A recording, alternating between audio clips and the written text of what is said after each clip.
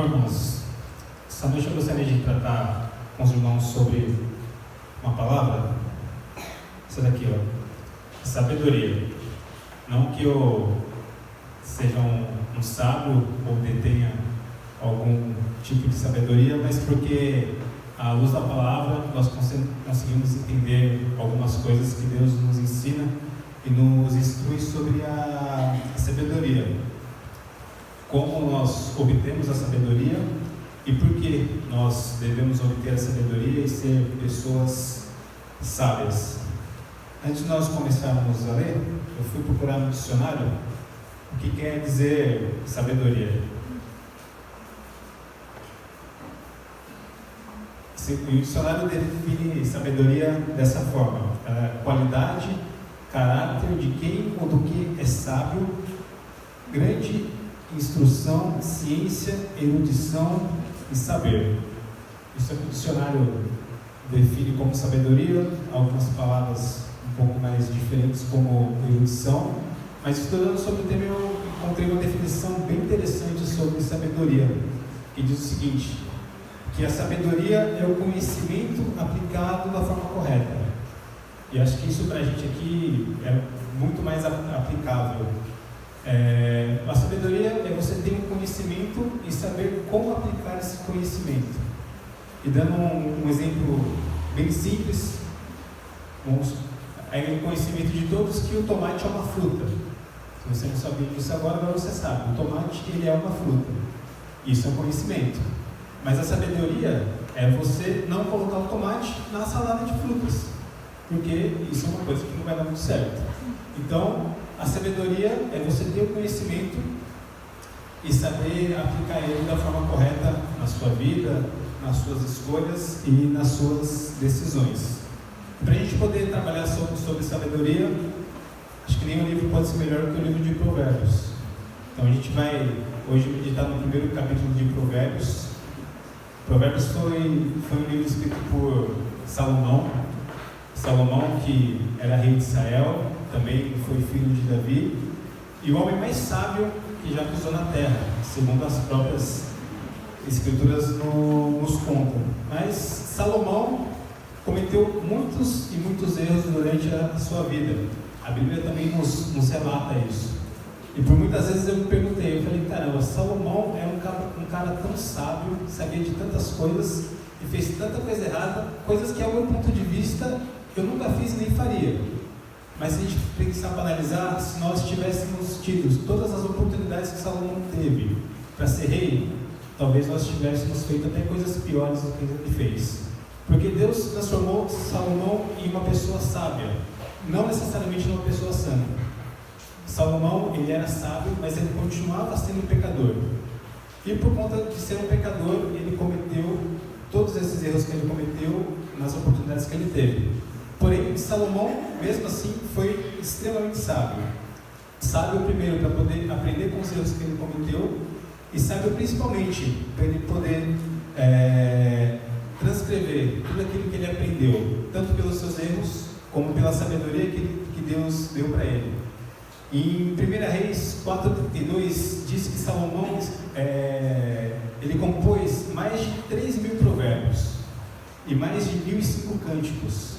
Então, Salomão de fato foi alguém muito sábio, sábio o suficiente para conseguir transcrever e trazer até nós, pelo menos aqui, esses 31 capítulos ou 31 provérbios, que vai nos ensinar muitas coisas, não só sobre a sabedoria, mas o livro de Provérbios é um livro que vale muito a pena o nosso estudo e muito a pena a nossa aplicação.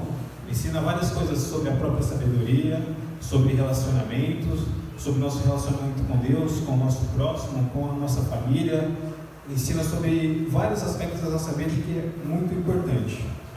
Então a gente vai começar lendo a primeira parte do capítulo 1, que vai do versículo de 1 até o versículo de número 7. Depois a gente vai dando sequência lendo os demais versículos.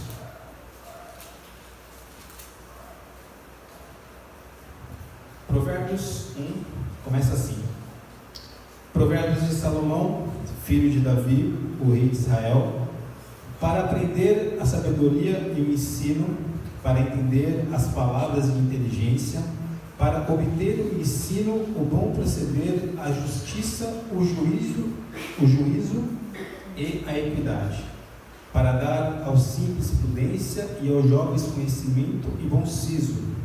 Ouça, ó sábio, e cresça em prudência, e o instruído adquira habilidade, para entender provérbios e parábolas, as palavras e enigma dos sábios. O temor do Senhor é o princípio do saber, mas os loucos desprezam a sabedoria e o ensino. Tem uma palavra que ela é muito comum em quase todos esses versículos, que é o para. Aqui uma preposição que indica uma condição. Então, ele diz aqui que para termos entendimento, para termos inteligência, para termos um bom proceder, para termos justiça, para termos juízo, para termos equidade, para termos prudência, para termos conhecimento e para termos bom siso. Para a gente ter tudo isso, há necessário sabedoria. E a sabedoria, ela vem do temor ao Senhor, do temor a Deus. E o temor é uma palavra bem pequena, mas ela tem uma profundidade muito grande. Ela tem um significado muito importante na nossa vida como cristão. E mais uma vez eu fui até o dicionário para ver o que ele diz para nós, o que significa prudência. Aqui ele diz prudência como sentir medo, recear, dedicar profundo respeito e obediência. Acho que mais uma vez os dois significados de temor, o sentir medo e o recear, para a gente como servos de Deus não se aplica. A gente não deve ter medo de Deus. A gente não deve ter receio de Deus. Porque Deus, Ele é completamente poderoso. Mas toda a ira que Ele poderia derramar sobre mim ou sobre você, Ele já derramou na cruz.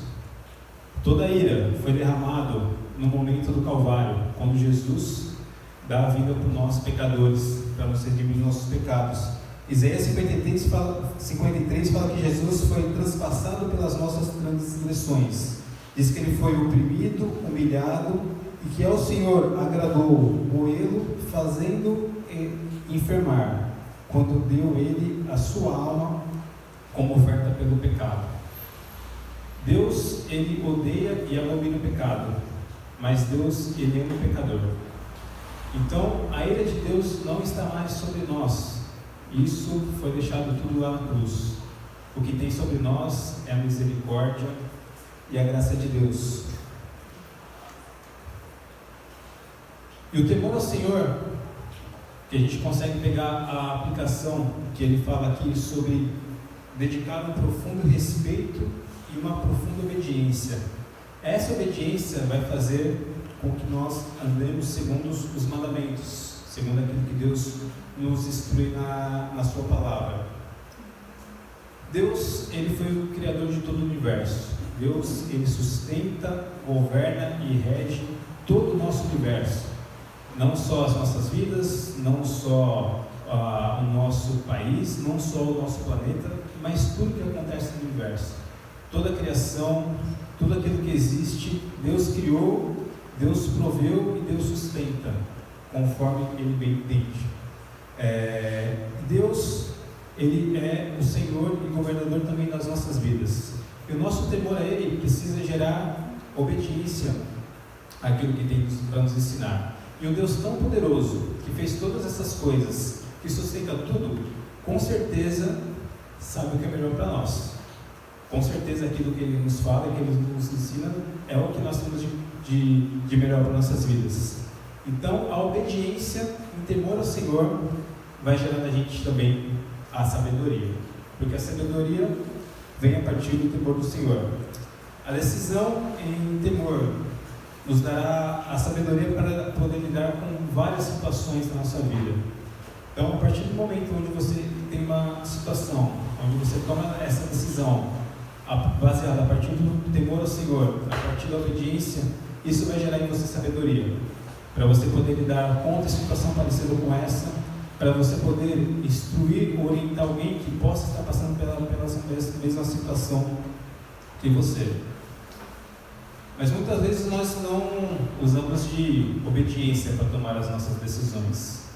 Nós tomamos decisões baseadas naquilo que a gente pode achar que seja melhor. Nós normalmente fazemos escolhas erradas. E quando eu falo a gente fazer escolhas erradas, não necessariamente escolhas pecaminosas, mas talvez não exatamente aquilo que Deus havia planejado para nós. Parece meio contraditório, né? Se Deus sustenta nossas vidas, como a gente pode dizer que aquilo que a gente escolheu não era o que Deus preparava para nós? Mas Deus nos dá a livre agência. Ele coloca na nossa frente as escolhas entre certo e errado. E nós escolhemos em fazer o que é certo ou fazer o que é errado. E não necessariamente, como eu disse, isso é uma escolha pecaminosa. Mas às vezes nós tomamos a decisão de comprar um carro sem pedir a orientação de Deus, ou comprar uma casa, ou escolher qual curso nós vamos prestar na faculdade, ou qual vai ser a nossa profissão. Todo dia, tudo é escolha. Você escolhe a roupa que você vai vestir, você escolhe o que você vai comer. Durante todo o nosso dia, todos os momentos nós fazemos escolhas. E essas escolhas, muitas vezes pequenas, essas escolhas muitas vezes grandes, as consequências dessas escolhas vão durar toda a nossa vida. Algumas podem ter consequências pequenas, outras podem ter consequências até o dia da nossa morte. Seguindo, aqui nós temos qual é a fonte da nossa sabedoria? A fonte da nossa sabedoria vem a partir do temor ao Senhor. Salomão vai continuar o capítulo de número 1, dizendo o porquê nós devemos ter sabedoria. Existem vários outros provérbios que falam sobre a sabedoria, sobre escolha, sobre discernimento. Eu escolhi esse aqui, o capítulo de número 1, para a gente poder trabalhar. E a gente vai continuar lendo o capítulo a partir do versículo de número 8. E agora a gente vai até o final do capítulo.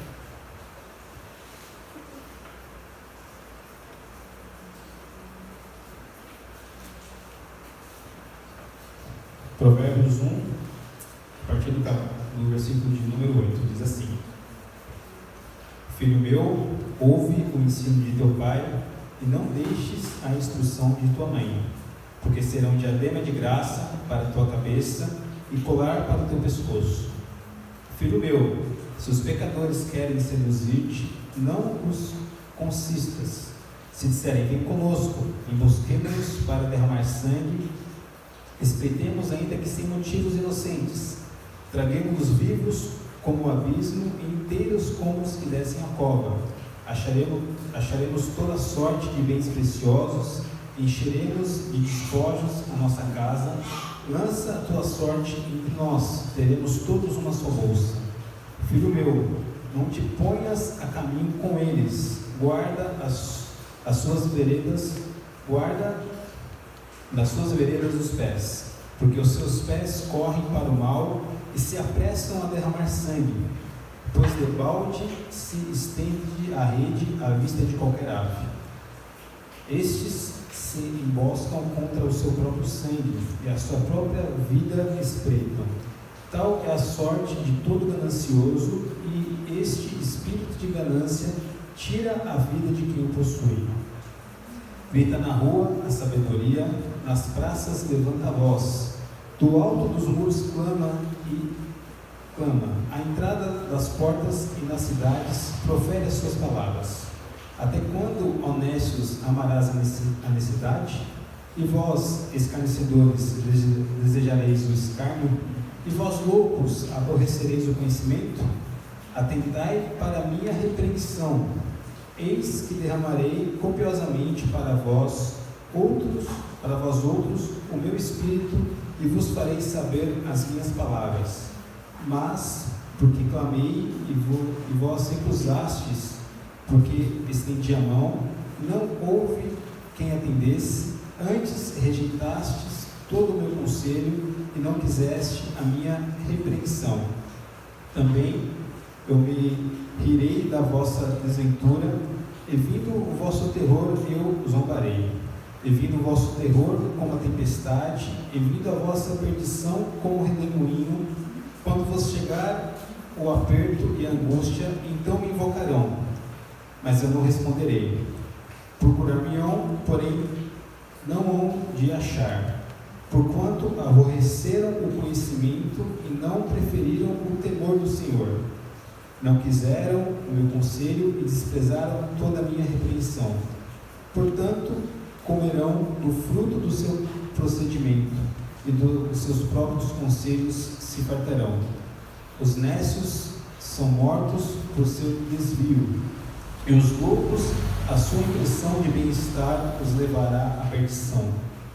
Mas o que me der ouvidos habitará seguro, tranquilo e sem temor do mal.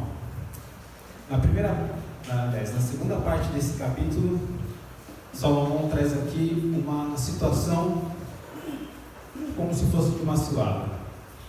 E isso é um dos motivos para que nós precisamos ter sabedoria. A sabedoria nos ajuda a não cair em ciladas. O versículo destaca aqui uma situação basicamente bem clara de duas situações: um homicídio e um assalto. Diz que os pecadores te convidam para derramar sangue, e mais para baixo ele também diz para encher as suas bolsas de despojos. Aqui são situações bem extremas, mas acho que a gente consegue trazer isso por um contexto bem mais simples para o nosso dia a dia. A gente pode aplicar isso em várias situações. Muitas vezes nós somos convidados a pecar, mas muitas vezes também nós sofremos ciladas, porque não só o diabo, mas também pessoas más estão a todo momento nos espreitando para que a gente possa cair em cilada, para que a gente possa cair no pecado, ou para que nós simplesmente pequemos, ou para, de alguma forma, para que a gente possa ser prejudicado. E isso é o que ele relata nessa primeira parte, nesse primeiro recorte, falando sobre que a falta de sabedoria vai fazer com que você caia nessas ciladas. Na última parte do versículo, ele vem dizer que a sabedoria clama nas ruas, nas praças, levantando a sua voz. A sabedoria, ela está em toda parte, ela está ao nosso redor, em todos os lados, e Deus nos dá diariamente a oportunidade de sermos sábios ou de aprendermos alguma coisa para que isso possa nos produzir sabedoria. Deus nos dá diariamente a oportunidade de fazer aquilo que é certo, não aquilo que é errado, para que isso nos dê mais temor e que isso nos gere, consequentemente, mais sabedoria. A sabedoria chega a gente de várias formas. Ela pode chegar a nós através de um conselho de alguém mais velho, ela pode chegar até nós com o erro que nós cometemos, e por isso a gente aprende que aquilo não dá certo, mas a nossa principal fonte de sabedoria precisa ser a palavra de Deus. Tem um provérbio popular, esse não foi Salomão que escreveu, que diz que errando é que se aprende. E de fato, e infelizmente, o erro ainda é a forma mais didática de você aprender alguma coisa. Seja você aprender aquilo que é errado, ou se você precisa se aperfeiçoar em algo, então você vai tentando, vai errando e vai ficando melhor. Você vai tentando, você vai errando, você vai ficando melhor. Na música a gente aprende muito isso, a gente aprende que a música é repetição. Então você repete, você erra, você repete, você erra, você repete, até uma hora que você vai conseguir fazer aquilo. Cálculos e matemática, mais ou menos a mesma coisa. Você erra, você repete, você erra, você repete, em algum momento você vai entender aquilo. E o erro ainda acaba sendo a forma mais didática da gente aprender. Mas como a gente erra para a gente poder aprender? Ou como muitas vezes a gente erra e mesmo assim a gente não aprende. Mesmo errando, mesmo sofrendo as consequências, a gente não aprende. E toda escolha, todo erro tem uma consequência. Toda escolha que a gente toma tem uma consequência. E a conta é bem simples.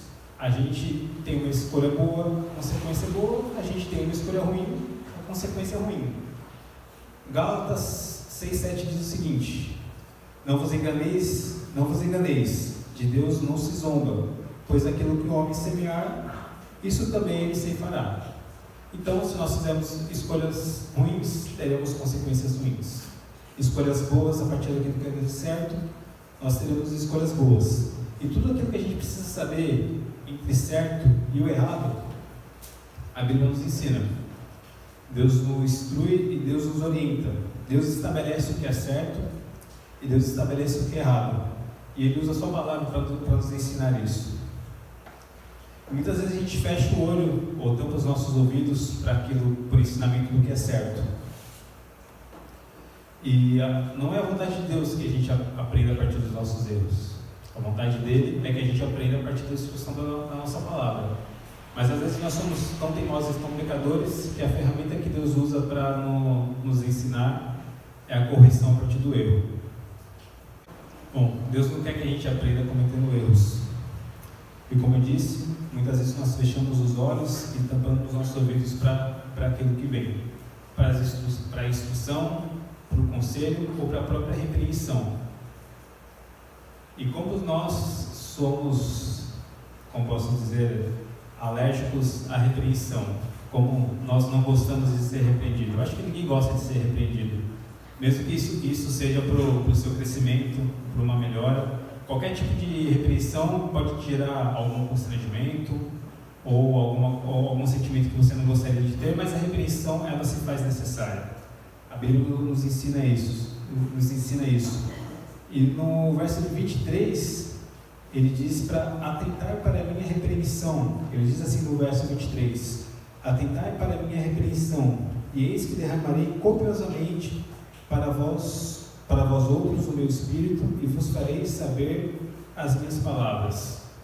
Então Deus diz que nós temos que ficar atento da repreensão, que vai vir através do Espírito e através da sua palavra. E esse é um dos outros motivos para que nós precisamos adquirir a sabedoria, para que a gente possa aceitar uma repreensão ou se identificar em uma repreensão. Então a sabedoria também vai nos ajudar a aceitar a repreensão. Muitas vezes a gente não se identifica numa repreensão. Existem vários versículos na Bíblia que falam sobre nécios, sobre tolos e sobre loucos. E muitas vezes a gente não se identifica em nenhum desses adjetivos. A gente sempre se identifica como sendo sábio.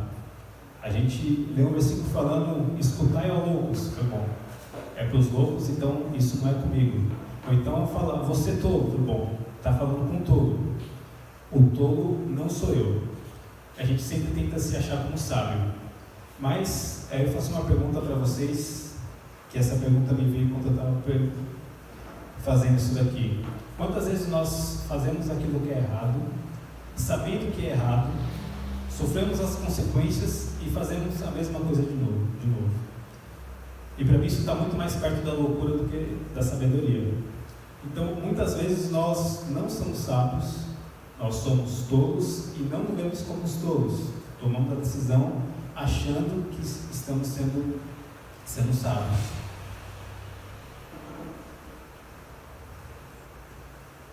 Tudo isso acontece pelo pecado que habita em nós.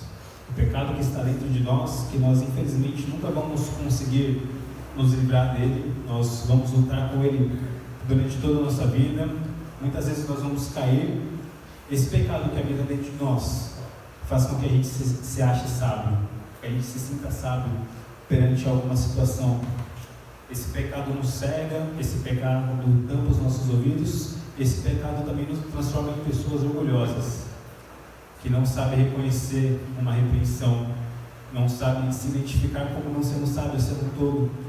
Isso é outra coisa o porquê nós precisamos de sabedoria. A gente precisa de sabedoria para sermos menos orgulhosos. Então a sabedoria também vai nos ajudar a não sermos orgulhosos.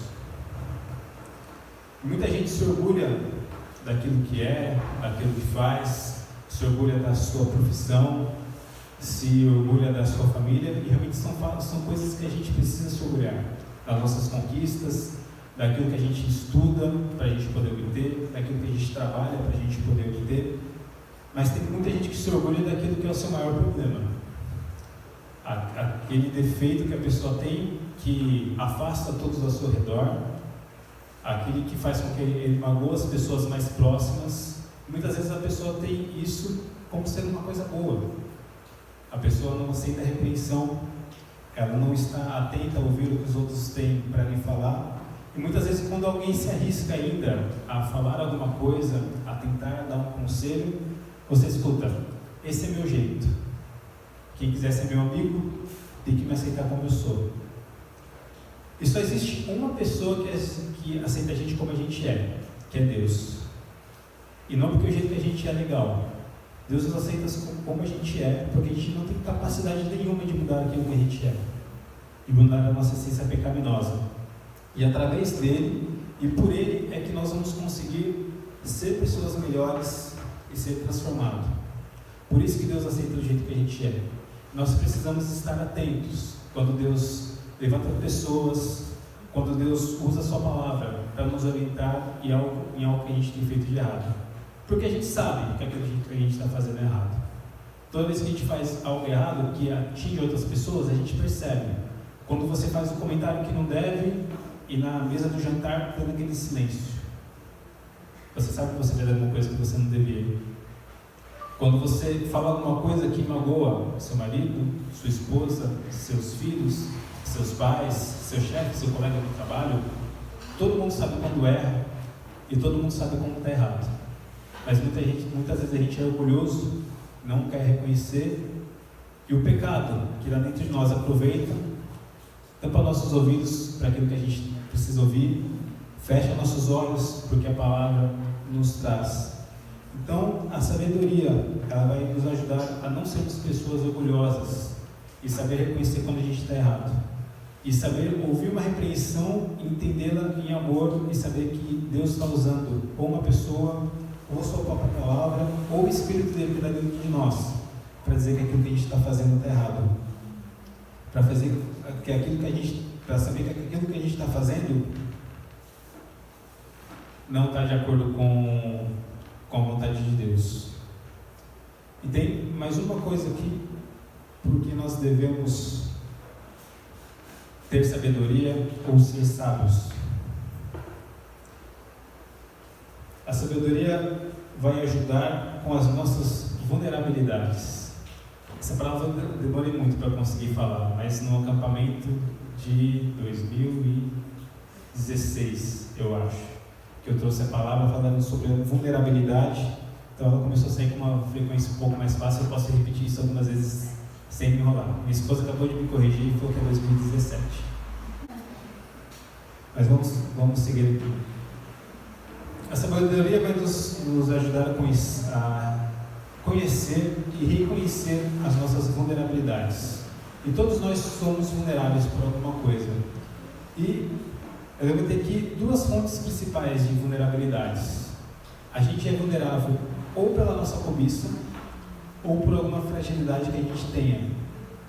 Tiago 1, 14 e 15 diz o seguinte: ao contrário, cada um é tentado pela sua própria cobiça, quando esta o atrai e seduz.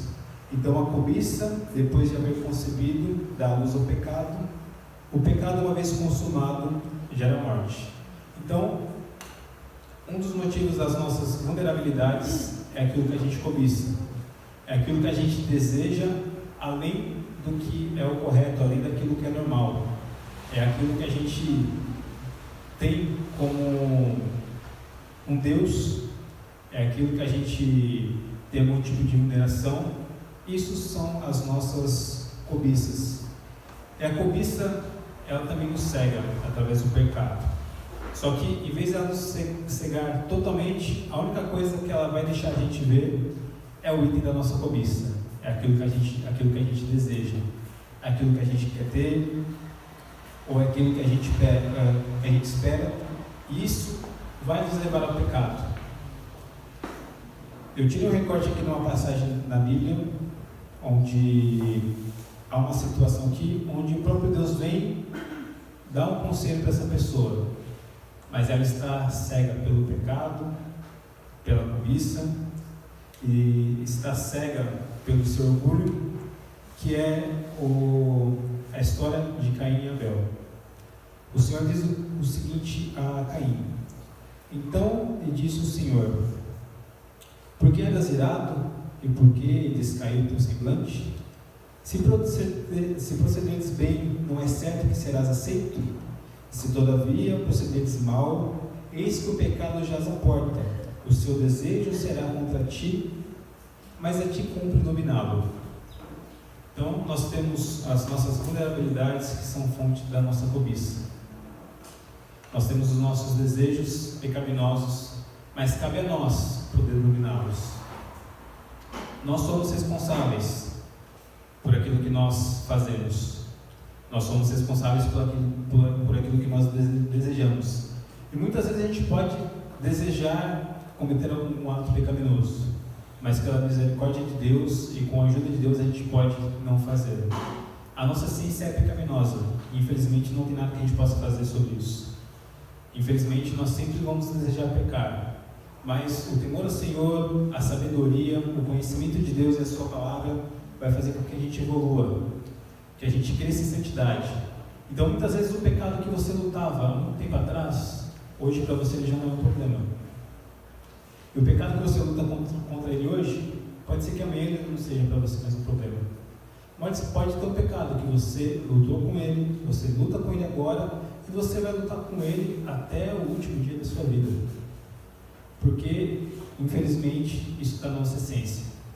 Mas Deus, Ele é misericordioso, Ele é rico em graça, Ele nos dá meio, nos dá recurso e nos dá força para conseguir combater as tentações, vencer as tentações, e também toda vez que nós nos cair, o Espírito Santo produz em nosso coração arrependimento, para que a gente reconheça o nosso erro, para que a gente reconheça o nosso pecado e para que a gente volte à plena sabedoria. As nossas vulnerabilidades também podem ser fruto das nossas fragilidades, e isso pode ser alguma coisa que fuja ao seu controle. Pode ser algo que você passou, alguma situação que você viveu, algo da sua vida que é mais frágil e infelizmente você não tem controle sobre isso. Alguma coisa que você não pode controlar. E isso também é uma vulnerabilidade e normalmente é aí que a coisa aperta um pouco mais. Todos nós temos nossos pontos fracos. Cada um tem o seu, cada um sabe com aquilo que luta. A Bíblia diz que o ladrão veio para roubar, matar e destruir. E você vai ser roubado ou destruído na sua vida no ponto onde você é mais frágil, no ponto onde você é mais vulnerável, naquele ponto onde você é mais fraco. E isso é mais um dos motivos para a gente ter sabedoria, para a gente poder saber qual é a nossa vulnerabilidade e ter a sabedoria de não nos colocarmos em situações, ou de evitarmos momentos, ou de até sabermos contornar quando a gente não conseguir evitar que isso aconteça. Provavelmente uma das vulnerabilidades dos pais sejam os filhos. Não é à toa que hoje em dia tem tanto trote, onde a pessoa te liga e fala que está com seu filho sequestrado, e por coincidência a voz que você vai escutar do outro lado é exatamente a voz do seu filho. Isso é um ponto fraco dos pais. Os filhos sempre serão, e eu estou aprendendo isso. Às vezes a doença pode ser um ponto fraco, e é uma coisa que não está sob o seu controle. Muitas vezes a família sofre, a pessoa que está doente sofre, e é uma vulnerabilidade, onde a gente vai ser atingido, onde a gente vai se entristecer, e é uma coisa que não está no nosso controle, não foi uma escolha nossa. Muitas vezes não é nenhuma consequência de uma escolha que a gente fez. Mas são situações que Deus vai nos permitir passar, para nos ensinar, para que a gente possa adquirir mais sabedoria. Muitas vezes o desemprego também é uma coisa que deixa a pessoa vulnerável. Eu tenho certeza que nenhum pai de família escolheu ficar desempregado e não conseguir pagar as contas de casa. Tenho certeza que nenhum pai de família escolheu ter que todos os dias entregar um currículo e aparecer o primeiro emprego, porque ele não sabe como ele vai ter outra oportunidade. A pessoa estudou, se formou, tem uma profissão, e não desmerecendo as outras opções, mas ele escolhe trabalhar de qualquer coisa, que é para poder ter um sustento. É uma vulnerabilidade que ele não escolheu ter. mas que ele está sofrendo por ela. E que a sabedoria vai ajudar com que ele supere. O temor a Deus vai ajudar com que ele supere. E a sabedoria vai ajudar a gente a identificar nossos pontos fracos e saber onde que a gente é vulnerável. Ela vai saber com que a gente sabe lidar com essas vulnerabilidades. Vai saber com que você sabe a situação que você pode se expor, onde você não pode se expor, porque se você se expor ali, você vai sofrer naquilo que você é fraco. Vai saber com que a gente sabe quais são as nossas tentações, aquilo que nos faz pecar, vai fazer que a gente evite lugares, pessoas, conversas, ambientes. A sabedoria que vem de Deus, a partir do temor, que também vai gerar na gente obediência, vai fazer com que a gente tome a escolha certa. Não a partir daquilo que a gente acha que é certo, mas a partir daquilo que a palavra de Deus diz para a gente o que é o correto. Eu já estou quase terminando. Então, a reflexão, a proposta era nos trazer duas coisas: aonde obtemos a sabedoria e o porquê nós devemos obter a sabedoria. Eu dei alguns exemplos do porquê nós podemos ser salvos, ser sábios, mas a gente podia passar aqui a noite inteira falando de motivos e motivos que a sabedoria vai nos prevenir de situações ruins. Mas nós então já descobrimos que o temor do Senhor, ele é o princípio da sabedoria. Ele vai ser um alicerce, ele vai ser uma base, ele vai ser aquilo que você precisa para poder solidificar a sua sabedoria, para que a sua sabedoria cresça, para que a sua sabedoria aumente, para que você possa usar ela tanto para você, quanto para as pessoas que estão na sua volta, tanto que você possa usar ela em várias e várias situações da nossa vida. A gente também pôde refletir aqui, sabendo que nós devemos ser sábios, para a gente não cair nas ciladas. A gente precisa aprender a ser sábio, para a gente não precisar aprender com os nossos erros, aprender com aquilo que Deus tem para nos ensinar. A gente precisa ser sábio para a gente poder se identificar numa repreensão e saber receber essa repreensão em amor. A gente precisa ser sábio para a gente não ser orgulhoso. A gente também precisa ser sábio para a gente conhecer e reconhecer todas as nossas vulnerabilidades. Deus, Ele é o detentor de toda sabedoria. Toda sabedoria vem de Deus. E toda sabedoria tem que vir a partir do temor ao Senhor.